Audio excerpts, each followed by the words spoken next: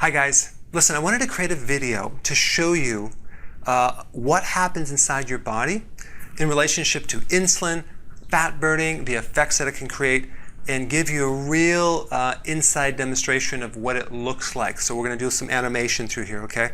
Let's first start out with this one image right here, which we have the pancreas right here, and the pancreas makes certain hormones. One hormone it makes is called insulin.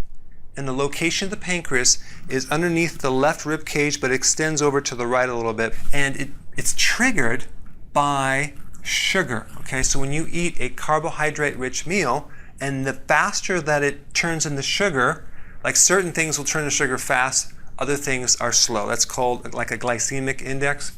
Like celery would turn into sugar very slowly. Candy would be very fast. So as soon as the sugar spikes in the blood and it goes above a certain level, it triggers the pancreas to make insulin. So now we have this insulin that connects into the cell.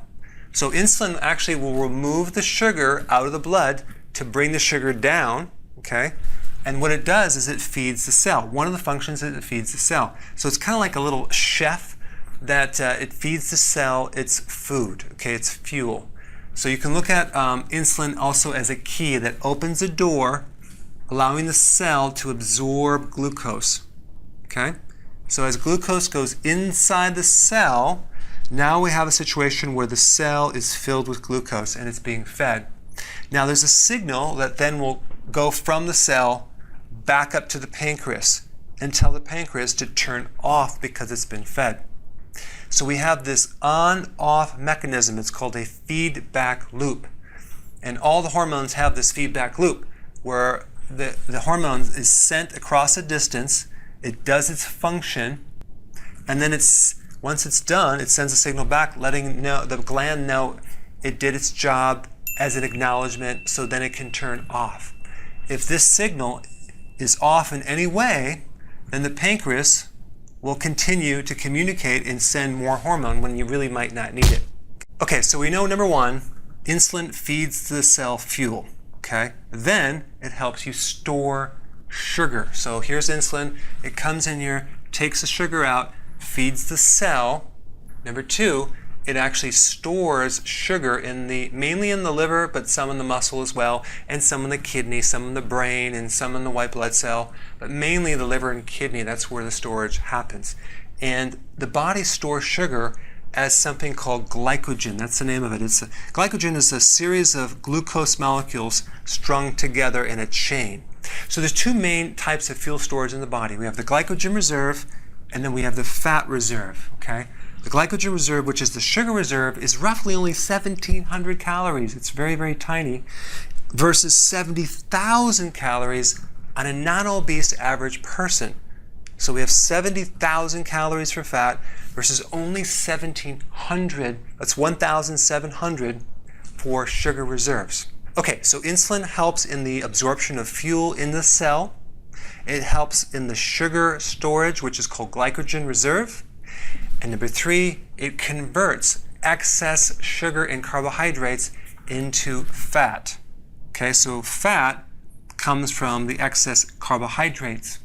So as soon as the blood sugars go too high, insulin converts it to fat in the liver. So it's dumping fat into the liver and dumping fat into the body, specifically in the belly area. This is the storage around the liver and starts spilling off into a belly, a fat belly.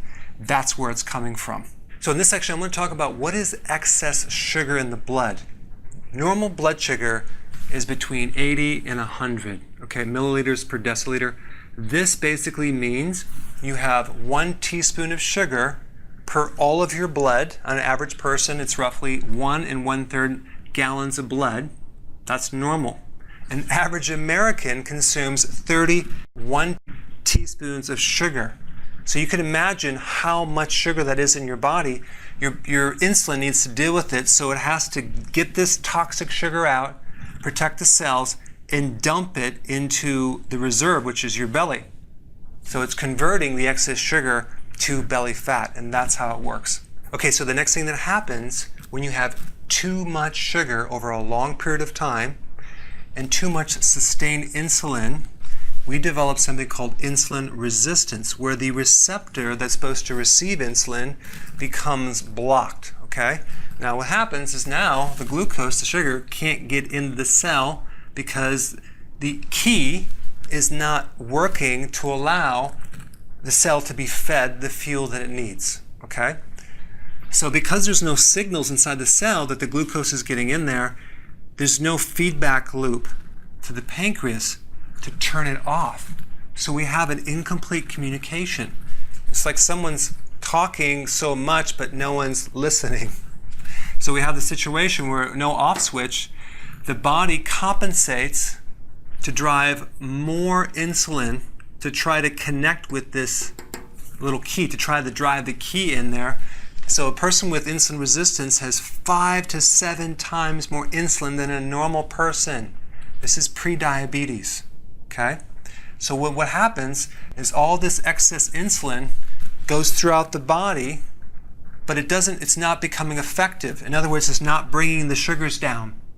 It's not feeding the cells. What it's doing, it's going in storage as belly fat. So we're dumping more and more insulin that's converting this sugar into fat in the belly and making a fatty liver. Other symptoms, there's 4 main big symptoms with insulin resistance.